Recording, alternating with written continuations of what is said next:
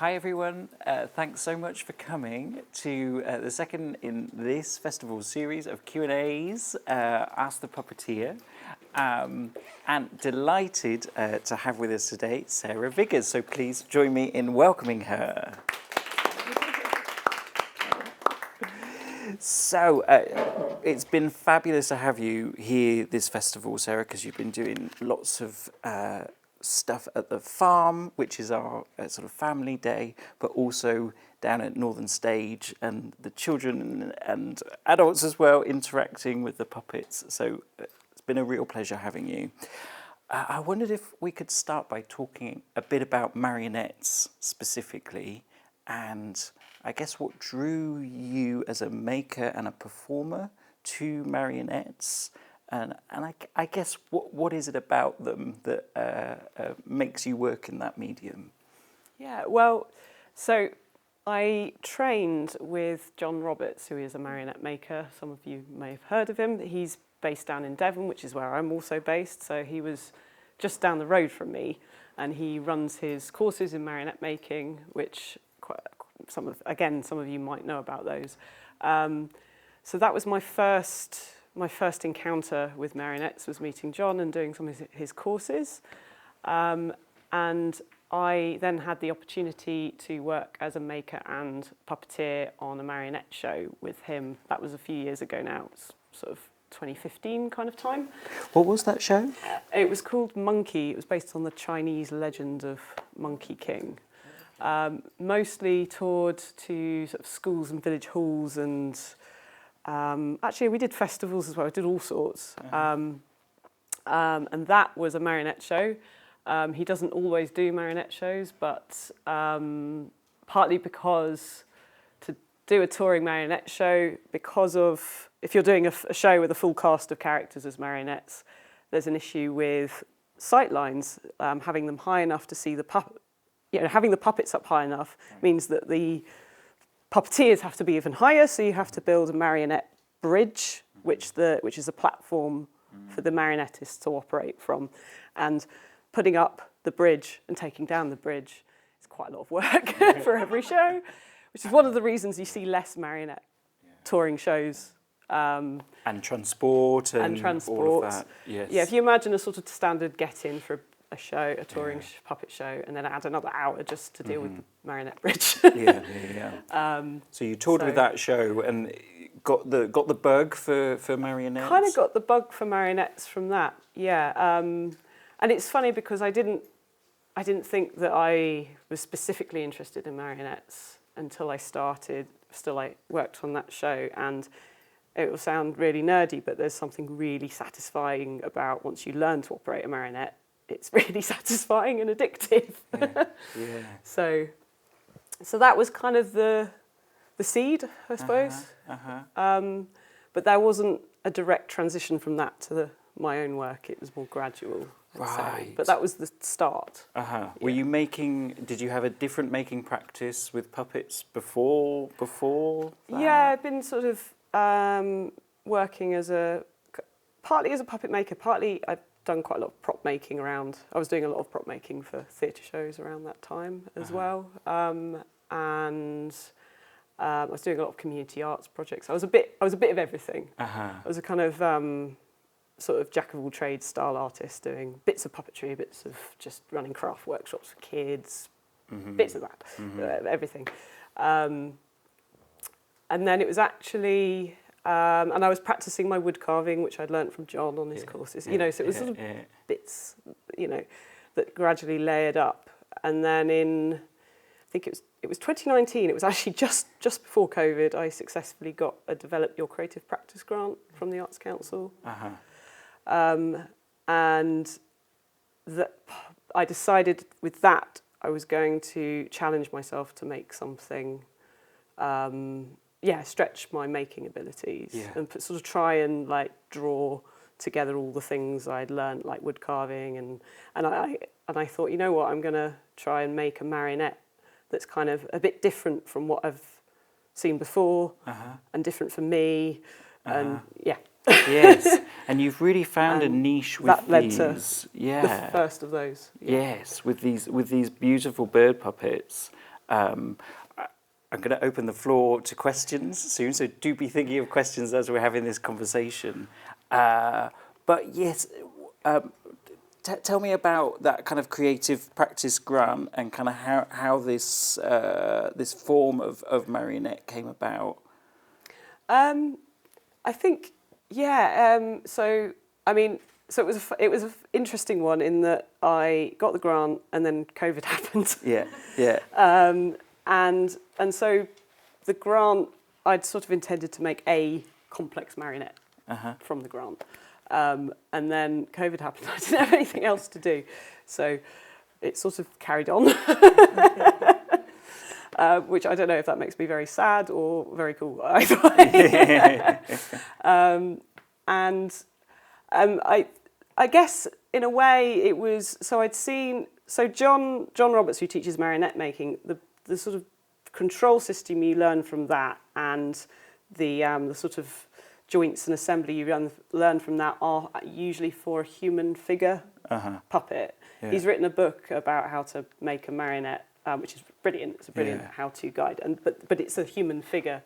And I'm very much a bird lover, nature lover, bird lover, and I thought, it'd be great to work out a control system for something different, so a bird.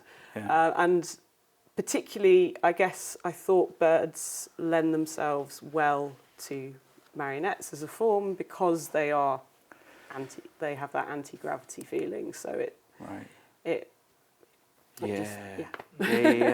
So is it a case of experimenting with different forms of like wood essentially and string and okay, this doesn't quite work, or because obviously you see the finished puppet here and they work so beautifully and nicely, but I'm sure there's a lot of like R&D that goes into it doesn't quite work, or quite a lot of sort of trial and error. I mean, that's where, so part of that grant actually I had some time with John Roberts, which was really helpful just because he's got that experience of, he could kind of point you in, you know, he's not done this before, but he could point you in directions of, generally speaking, this just little things like what you learn with him is, I should just pick one up to give an example. Little things like, sorry, I can't resist. Like you see her head is quite small, the width of her head. You've got 3 strings to the head. So just knowing that it's 3 strings, basically, you've got 2 from side to side and the third one goes up and down. And it's, if you see the control at the top, so the width of her head is like very narrow, but the width at the top here is much wider than the head. And that's actually what helps you have control, is the fact that strings are fanning out slightly, because if they were directly parallel, it would be able to spin. I don't know if this is making any sense. Yes, it really does. So just, I know it's such a little thing, but that's the sort of thing that John could point you down and go, okay, avoid that mistake. I've forgotten what the original question was. No. And is there a magnet in the top here? There's a magnet, there's a little, that's another John trick, is using magnets. So you can separate out elements of the control. So you can operate her head independently. But when you need to do other things, you can attach it to the rest of the control. And you've still got a bit of control. So you can still, But it's that granularity that you can get with a kind of being able to detach and do something more specific. Something else. Another little magnet trick for going sort of nerdy is that her legs go up and down when she's flying, and that's on a little magnet slider. So you slide it up and it stays, and then you slide it down and it stays. That's a magnet basically. So gorgeous. Again, that was a John trick. So it's useful to have down the road. Yes. Yeah. Any questions at this point about keep her making? out. Yeah, particularly because she's out. Anything about kind of the making practice there? I think there's a lot in what you're saying there. Everyone just wants to watch the puppet. We just watch the puppet. Yeah. I guess for research, like, did you look at a lot of different birds and draw your own, or is it like what is it? How do you pick this is the one I want? I guess a lot of watching videos and a lot of gathering photos mainly, and the more obsessively you look at photos and videos, it sort of accumulates in your mind until you're like, okay, I'm familiar. And obviously going out in nature as well, although swallows aren't around all year round, so you can't do that all year round. So it's it's a combination. Yeah. Yeah, because with the wings, it kind of mirrors feathers, right? Is that the? That's the Yeah. It's not an exact scientific replica of there's artistic license in it. I'm just gonna demo the wings if I can. What I do often have is I have a hook for her as a little cheat so that she doesn't move from her perch. Let's see if I can yes. manage without it, just to give.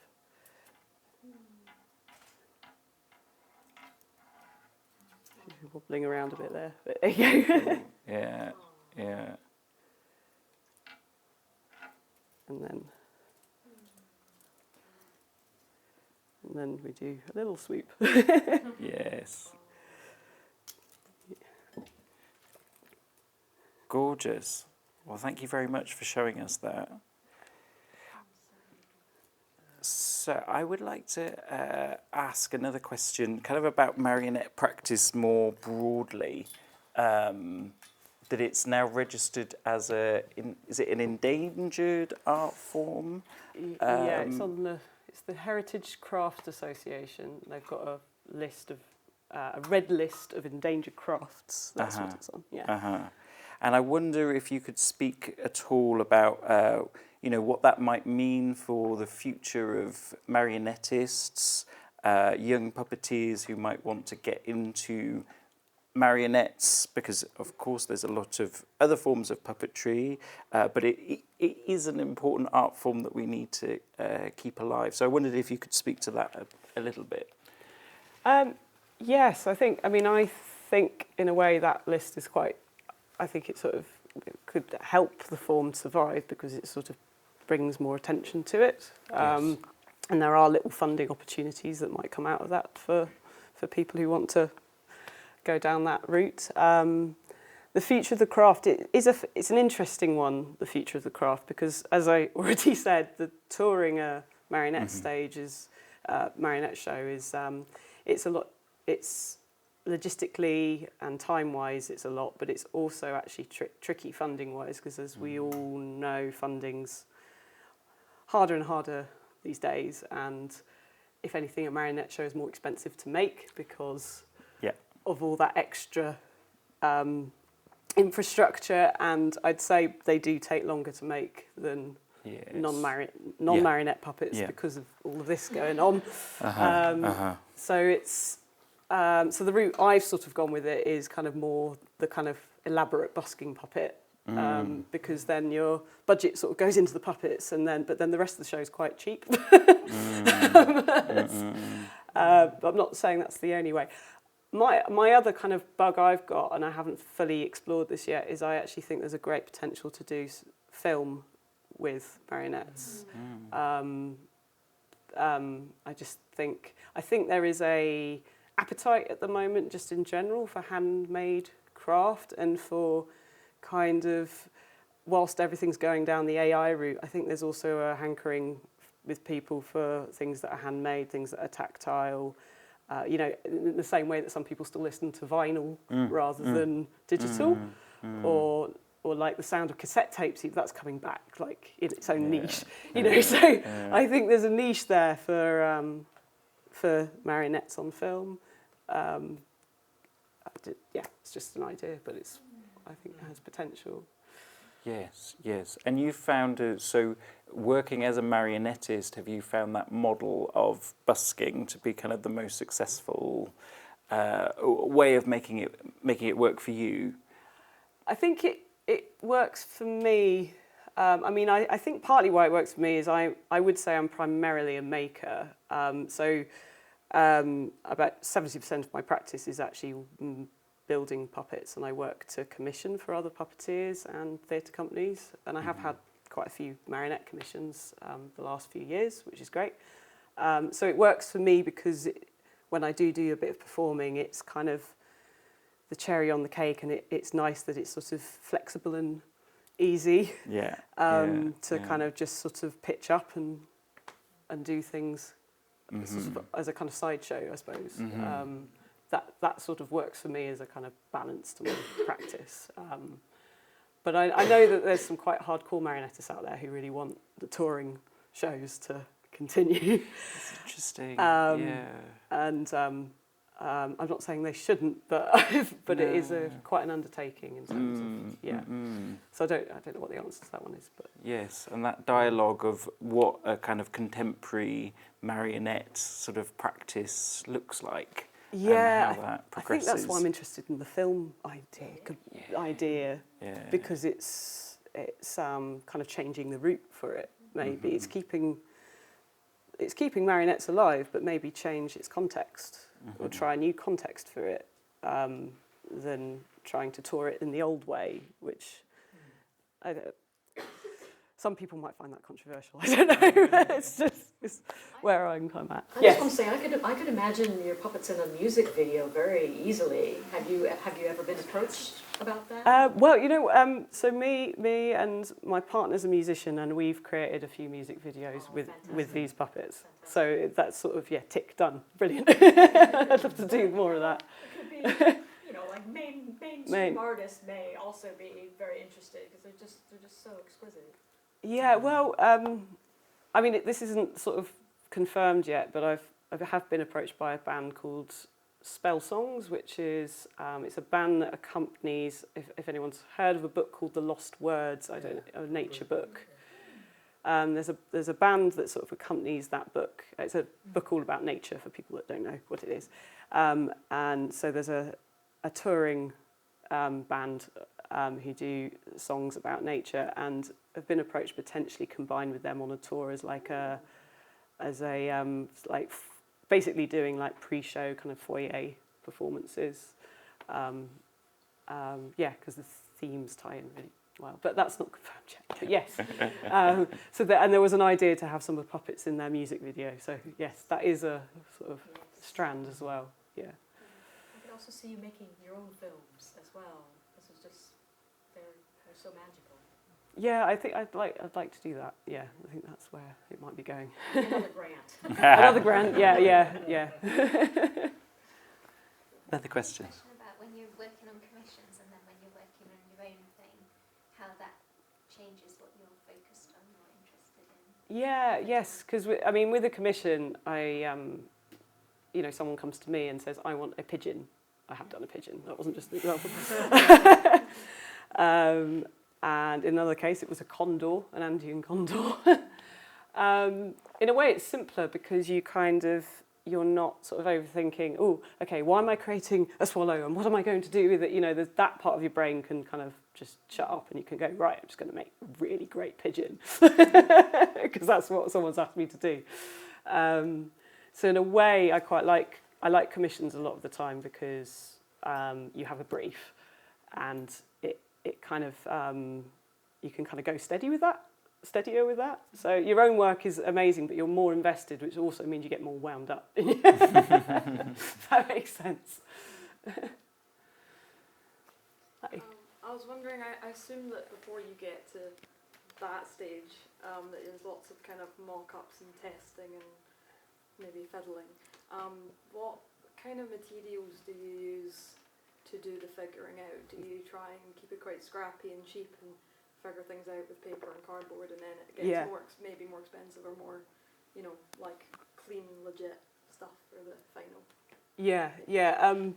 So when I was working out, the hoopoo this is the one in the middle was the first one I made, and I was working that out with the grant. So the grant I was with the DYCP grant, you're able to pay yourself to for your time to experiment, which really helps. And when I was doing that, I had a blob of wood for the body, and then I was attaching like bits of card. Basically, I was working out the wings, but with card to start with, and they looked quite scrappy, but it didn't really matter because it was more about going, right, so if you pull that string, that works, okay, then that doesn't work, and etc. Now, because I've done quite a few birds now, I've had quite a few commissions. I didn't intend to only do birds, but I've had quite a few commissions for birds after doing these, and so it's kind of carrying on. Because once you've done several, you start to learn some principles which work, which means sometimes I can kind of skip a few of those steps.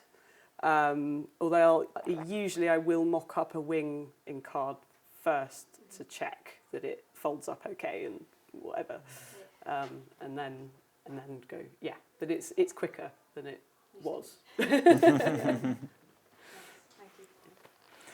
Any other questions for Sarah? So, just finally, I'm interested in that. You mentioned your partner's a musician, and the music and the puppetry work really well together, I think. And I wondered if you could speak a little bit to that relationship between the puppetry and the music. Are you choreographing to the music? Is the music kind of adapting to you, or is there a kind of fluid dialogue there? There's a bit of fluidity with that, I think. I know, Louis recorded a sort of set kind of piece of music, which I practiced to, but then when we're actually doing it live, he kind of like had there's sort of sections to it, to his music. And he's like, oh, Sarah's carrying on with that bit because there's loads of kids really into that bit. So I'll just carry on doing diddle diddle diddle. And then, okay, now she's coming over to do that bit, and I'll change to that bit. You know, so it's quite. I think he adapts to me more than I adapt to him. Yes, sometimes you just got to follow what the puppet wants, you know. Yeah. Yeah, but I think it's okay. But I like the sort of parallel because we call ourselves Flying with Strings because it's not just strings, it's also strings, strings, and you know he does actually get geeky music types coming up to him and asking about his tuning, so you know he gets to get goes both ways. Goes both ways. Yeah. But there is something in that, you know, the form that you're working with, and that they might kind of naturally lend themselves to be sat together, right? Yeah. I think also there's an element of because I did dance growing up, and there's an element of like when you're sort of swinging them around, it feels quite movement dance. Like I wouldn't call it a dance, but there's an element of that in there. Yeah. Moving with the music, and I think that's a nice thing about maybe finding a way of using marionettes that's not up on a bridge and hidden. It's like, oh, as the puppeteer you're seeing, so actually you can sort of make something of that. Yes. So, and when you've got the music, dance then feels like the sort of, so there's an element of that. And that does make your work feel quite contemporary, I think, in a way. Yes, the hidden puppeteer on the bridge, you know, that you don't see them, and it feels like puppetry, you know, with Warhorse or whatever, the contemporary puppeteer is seen in more of that way. So, yeah.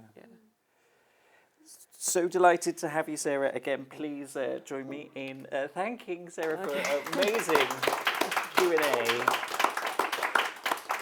And you're around for the rest of the evening until you go back to Devon, right? So if you have questions for Sarah, I'm sure she'd be really delighted to answer those. So thanks for coming, everyone.